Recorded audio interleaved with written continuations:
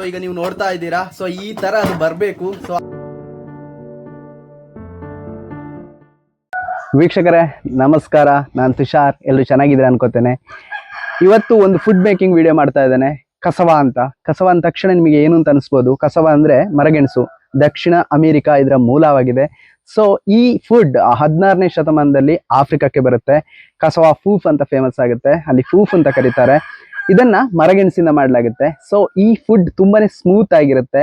16ನೇ ಶತಮಾನದಲ್ಲಿ ಸ್ಪ್ಯಾನಿಷ್, ಪೋರ್ಚುಗೀಸರು ಸೇರ್ಕೊಂಡು ಅಲ್ಲಿ ಮಾರಾಟ ಮಾಡಿ ಇಡೀ ಆಫ್ರಿಕಾದಲ್ಲಿ ಅಂದ್ರೆ ಮಧ್ಯಭಾಗದ ದಕ್ಷಿಣ ಆಫ್ರಿಕಾದಲ್ಲಿ ತುಂಬಾನೇ ಫೇಮಸ್.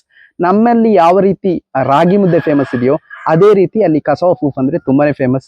ತುಂಬಾ ಒಳ್ಳೇದು ಕೂಡ ಶಾಕಾಹಾರಿಗಳಿಗೆ, ಮತ್ತೆ ನಾನ್ ವೆಜಿಟೇರಿಯನ್ಸ್ ಕೂಡ ಇದನ್ನ ಯೂಸ್ ಮಾಡ್ತಾರೆ. ಅಲ್ಲಿಯ ಏನೇನು ಸಾಮಗ್ರಿಗಳನ್ನ ಹಾಕೊಂಡು ಅಂಡ್ ನಾನ್ ವೆಜಿಟೇರಿಯನ್ಸ್ ಅಂತೂ ಅದಕ್ಕೆ ಮಿಕ್ಸ್ ಮಾಡಿಕೊಂಡು ಸೂಪ್ ತರ ಕೂಡ ಯೂಸ್ ಮಾಡ್ತಾರೆ.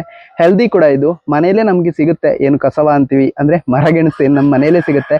ಸೊ ನಾವು ಮಾಡ್ಕೋಬಹುದು. ಅದು ಯಾವ ರೀತಿ ಮಾಡೋದು ಮತ್ತೆ ಅದರ ಟೇಸ್ಟ್ ಯಾವ ತರ ಇರುತ್ತೆ ಅನ್ನೋದನ್ನ ನೀವು ಟ್ರೈ ಮಾಡಬೇಕು ಅಂಡ್ ಇದನ್ನ ನೋಡ್ಬೇಕು. ಲೆಟ್ಸ್ ಸಿ ಹೆಂಗೆ ಅದು ಮಾಡೋದು ಅಂತ. ವೀಕ್ಷಕರೇ, ಇವತ್ತು ನನ್ನ ಕೈಯಲ್ಲಿ ಏನಿದೆ ಮರಗೆಣಸಿಂದ ಒಂದು ಏನು ಆಫ್ರಿಕನ್ ಟ್ರೆಡಿಷ್ನಲ್ ಫುಡ್ ಮಾಡ್ಬೋದು.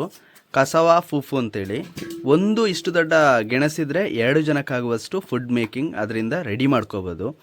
ಸೊ ಇದನ್ನು ಯಾವ ಥರ ಮಾಡೋದು, ಯಾವ ಥರ ಕ್ಲೀನಿಂಗ್ ಮಾಡ್ಕೋಬೇಕು ಅನ್ನೋದು ನಾನು ನಿಮಗೆ ತೋರಿಸ್ತೇನೆ. ಪೂರ್ತಿಯಾಗಿ ನನ್ನ ವಿಡಿಯೋನ ನೋಡಿ.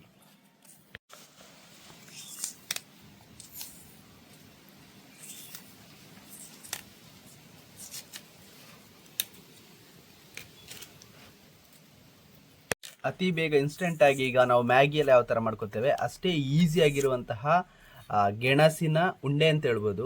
ಸೊ ಇದು ಆಫ್ರಿಕಾದ ತುಂಬ ಓಲ್ಡೆಸ್ಟ್ ಫುಡ್. ಸೊ ಇದನ್ನು ಟೇಸ್ಟ್ ಮಾಡೋದಂತೂ ಸಖತ್ತಾಗಿರುತ್ತೆ. ಸೂಪಾಗಿ ಕೂಡ ಇದನ್ನು ಬಳಸ್ಕೋಬೋದು. ಇದರ ಒಂದು ಮೇಕಿಂಗ್ ಯಾವ ಥರ ಅಂತ ಹೇಳೋದು ನೀವು ನೋಡ್ತಾ ಇದ್ದೀರಾ. ಇವಾಗ ಮರಗೆಣಸನ್ನು ಚೆನ್ನಾಗಿ ವಾಶ್ ಮಾಡಬೇಕು. ನಂತರ ಅದನ್ನು ಈ ಥರ ಚಿಕ್ಕದಾಗಿ ಪೀಸ್ ಮಾಡ್ಕೋಬೇಕು. ಯಾಕೆಂತ ಹೇಳಿದ್ರೆ ಅದನ್ನು ಮಿಕ್ಸಿಗೆ ಹಾಕಿ ಕಡಿಯೋದಕ್ಕಿದೆ. ಸೊ ಹಾಗಾಗಿ ಚಿಕ್ಕದಾಗಿ ಪೀಸ್ ಮಾಡಿಕೊಂಡ್ರೆ ನಮಗೆ ಇದು ಹೆಲ್ಪ್ ಆಗುತ್ತೆ. ಸೊ ಹಾಗಾಗಿ ಕ್ಲೀನ್ ವಾಶ್ ಮಾಡ್ಕೊಂಡಿರುವಂತಹ ಏನು ಮರಗೆಣಸಿದೆ, ಸೊ ಅದನ್ನು ಈಗ ಮಿಕ್ಸಿಗೆ ಹಾಕೋತಾ ಇದ್ದೀವಿ. ಈ ಥರ ಮಿಕ್ಸಿಗೆ ಹಾಕೊಳ್ಳೋದು. ಈ ಥರ ಪೀಸಸ್ಗಳನ್ನು ಮಿಕ್ಸಿಗೆ ಹಾಕೋಬೇಕು. ಈಗ ಅದನ್ನು ರುಬ್ಕೊಳ್ಳುವಂತಹ ವಿಧಾನ. ಬನ್ನಿ ರುಬ್ಕೊಳ್ಳೋಣ ಅದನ್ನು.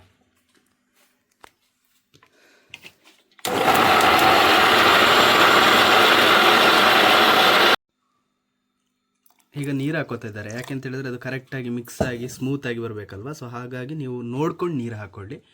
ಈ ಥರ ಅದು ಏನಂತ ಹೇಳ್ತಾರೆ ಹಿಟ್ಟು ಬರಬೇಕು. ಹೀಗೆ ಈ ಪಾತ್ರಕ್ಕೆ ಅದನ್ನು ಶಿಫ್ಟ್ ಮಾಡ್ಕೊಳ್ಳೋದು ಇಲ್ಲಿಂದ ಮಿಕ್ಸಿ ಜಾರಿಂದ. ಯಾಕೆಂತ ಹೇಳಿದ್ರೆ ಇದರಲ್ಲೇ ಅದನ್ನು ನೆಕ್ಸ್ಟ್ ಪ್ರೋಸೆಸ್ ಮಾಡುವಂಥದ್ದು. ಸೊ ಈ ಥರದ್ದು ನಾವೀಗ ಅಕ್ಕಿಯ ಹಿಟ್ಟು ಯಾವ ಥರ ಬರುತ್ತೆ ಅದೇ ಥರ ಏನು ಮರಗೆಣಸಿನ ಹಿಟ್ಟು ಕೂಡ ಬರುತ್ತೆ. ವೀಕ್ಷಕರು, ಹೀಗೆ ನೀವು ನೋಡ್ತಾ ಇದ್ದೀರಾ, ಇದು ಗ್ರೈಂಡ್ ಮಾಡಿಕೊಂಡಿರುವಂಥದ್ದು ಮಿಕ್ಸಿಯಲ್ಲಿ. ಸೊ ಇದೀಗ ಮರಗೆಣಸಿನ ಹಿಟ್ಟು. ಸೊ ಇದನ್ನು ಈಗ ರಾಗಿ ಮುದ್ದೆಗೆ ಯಾವ ರೀತಿ ನಾವು ಪ್ರಿಪೇರ್ ಮಾಡ್ಕೋತೇವೆ ಅಂದರೆ ಅದನ್ನು ಚೆನ್ನಾಗಿ ಅದ್ದಿ ಅದನ್ನು ಒಂಥರ ಹದ ಬರೆಸ್ತೇವಲ್ಲ, ಹಾಗೆ ಬರೆಸ್ಬೇಕಾಗುತ್ತೆ. ಸೊ ಈಗ ನೀವು ನೋಡ್ಕೊಂಡು ಸ್ವಲ್ಪ ಉಪ್ಪು ಹಾಕೊಂಡ್ರೆ ಸಾಕು. ಯಾಕೆಂತ ಹೇಳಿದ್ರೆ ಮತ್ತೆ ನಿಮಗೆ ಬೇಕಾದಾಗೆ ಅದನ್ನು ಪೂರ್ತಿಯಾಗಿ ಹಿಟ್ಟು ಬಂದ ಮೇಲೆ ಅದನ್ನು ಹಾಕೋಬೋದು. ಸೊ ಈಗ ಪ್ರೊಸೆಸ್ ಸ್ಟಾರ್ಟ್ ಆಗುತ್ತೆ. ಈಗೇನು ಪಾತ್ರೆಗೆ ಹಾಕಿ ಈ ತರ ಇದನ್ನ ಅಲ್ಲಾಡಿಸ್ತಾ ಇರಬೇಕು. ಕೆಳಗೆ ಅಡಿ ಹಿಡಿಯೋದಾಗೆ ನೋಡ್ಕೋಬೇಕು. ಯಾಕಂತ ಹೇಳಿದ್ರೆ ಅದು ಕರಚುತ್ತೆ. ಸೊ ಹಾಗಾಗಿ ಒಂದು 2-3 ನಿಮಿಷದಲ್ಲಿ ಇದು ಗಟ್ಟಿ ಹಾಕೊಂಡು ಬರುತ್ತೆ. ಆಗ ನೀವು ಕಾಣ್ಬೋದು, ನಿಮಗೆ ಈಗಲೇ ಬರ್ತಾ ಇದೆ. ಸೊ ಬರೋದಕ್ಕೆ ನೀವು ಇದೇ ತರ ಒಂದು 2-3 ನಿಮಿಷ ರಾಗಿ ಮುದ್ದೆಯನ್ನು ಯಾವ ರೀತಿ ನಾವು ಅದನ್ನ ಹಿಟ್ಟನ್ನು ಹದ ಬರೆಸ್ತೀವಿ ಅದೇ ತರ ಇದನ್ನ ಮಾಡ್ಕೋಬೇಕಾಗುತ್ತೆ. ಸೊ ಈಗ ಆ ಕೆಲಸ ಇಲ್ಲಿ ಆಗ್ತಾ ಇದೆ. ನೋಡೋಣ ಫೈನಲ್ ರಿಸಲ್ಟ್ ಯಾವ ತರ ಬರುತ್ತೆ ಅಂತ.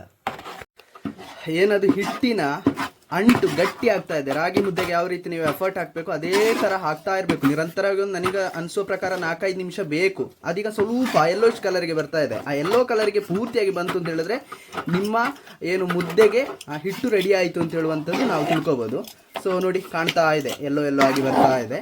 ಸೊ ಇದರ ಪ್ರೊಸೆಸ್ ತುಂಬಾ ಈಸಿ. ಯಾಕೆಂತ ಹೇಳಿದ್ರೆ ಇನ್ಸ್ಟೆಂಟಾಗಿ ವೆರಿ ಫಾಸ್ಟಾಗಿ ಯಾವ ಥರ ಮ್ಯಾಗಿ ಮಾಡ್ಕೊತೀರಾ ಅದೇ ಥರ ಇದು ಮಾಡ್ಕೋಬೋದು. ಸ್ವಲ್ಪ ಈಗ ಅದನ್ನು ಕಟ್ ಮಾಡ್ಕೊಳ್ಳುವಂಥದ್ದು ಮತ್ತು ಅದನ್ನು ಅದ್ದುವಂಥದ್ದು, ಈ ಥರದ ಒಂದು ಶೇಪಿಗೆ ತರುವಂಥ ಸ್ವಲ್ಪ ಕೆಲಸ. ಕಸವ ಫೂಫಿನ ಹಿಟ್ಟು ಕರೆಕ್ಟ್ ಆಗಿ ಹದಕ್ಕೆ ಬಂದಿದೆ. ಸೊ ಈಗ ನೀವು ನೋಡ್ತಾ ಇದ್ದೀರಾ. ಸೊ ಈ ತರ ಅದು ಬರಬೇಕು. ಸೊ ಆಗ ಅದನ್ನ ರಾಗಿ ಮುದ್ದೆ ತರ ಹಾಕೊಂಡು ಅದಕ್ಕೆ ಒಂದು ಸ್ಪೆಷಲ್ ಆಗಿರುವ ಸಾಂಬಾರನ್ನು ಹಾಕಿ ನಾನು ನಿಮಗೆ ತೋರಿಸ್ತೇನೆ.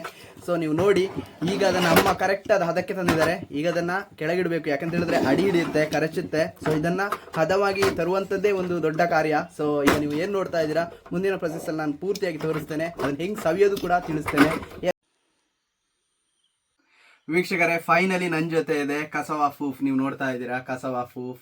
ಸೊ ಇದನ್ನೀಗ ಆಲ್ರೆಡಿ ಅಮ್ಮ ಮಡ್ ಪ್ಲೇಟಿಗೆ ಶಿಫ್ಟ್ ಮಾಡಿ ಕೊಟ್ಟಿದ್ದಾರೆ. ಸೊ ಇದನ್ನು ಚಿಕನ್ ಜೊತೆ ನಾನು ತಿಂತಾ ಇದ್ದೇನೆ.